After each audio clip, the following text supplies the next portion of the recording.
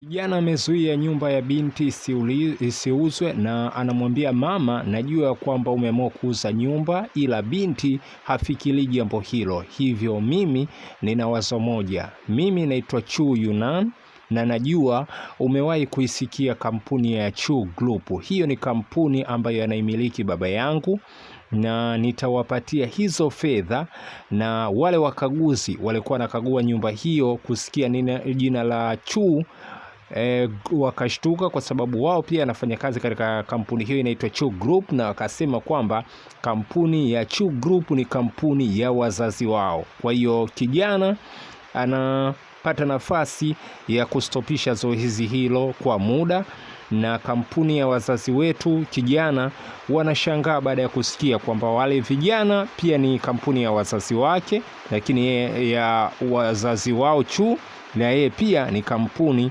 ya baba yake.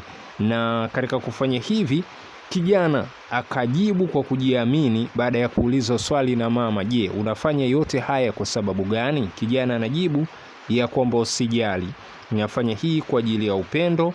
Na wakaguzi wanaamua kuondoka na kuacha kijana anabaki na Jingshu binti pamoja na mama, na mama naye anaamua kuondoka na kumwacha kijana na mwanae wakiwa wanaendelea kuongea pale sebuleni. Kijana anamfuta machozi binti Jingshu kwa upole na anamwambia wala usijali, na hakuna baya litakalokufikia mimi nikiwepo.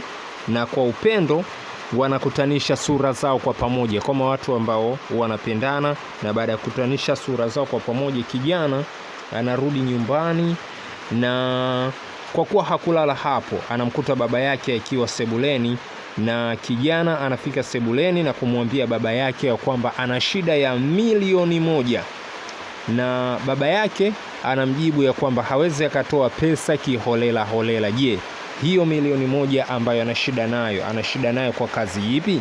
Kijana anajibu, nitairudisha, na shida ya nyumba ya rafiki yangu inataka kununuliwa, kwa hiyo nahitaji kwenda kuigomboa. Mzee anamwambia sawa, nitakupa, na nitakupa kwa sababu ni kijana wangu ninayekupenda, na nitakupa kila unachokipenda kwa sababu mimi pia nakupenda zaidi. Kwa hiyo mzee ameahidi atatoa pesa kwa ajili ya kijana wake kwa ajili ya kuzuia hiyo nyumba. Sasa wewe una nafasi ya kujua kweli mzee atatoa pesa hizo, au kwa wazee wetu wa Kitanzania umwambie una shida ya pesa kama hiyo atakupatia pasipo kuhitaji kujua maelekezo zaidi. Sasa kijana ameambiwa kwamba atapewa hiyo pesa na mzee wake, na yeye malengo yake ni kwenda kuweka zuio katika ile nyumba ili isiuzwe na binti abaki katika jiji hilo na waendelee kusoma katika shule moja.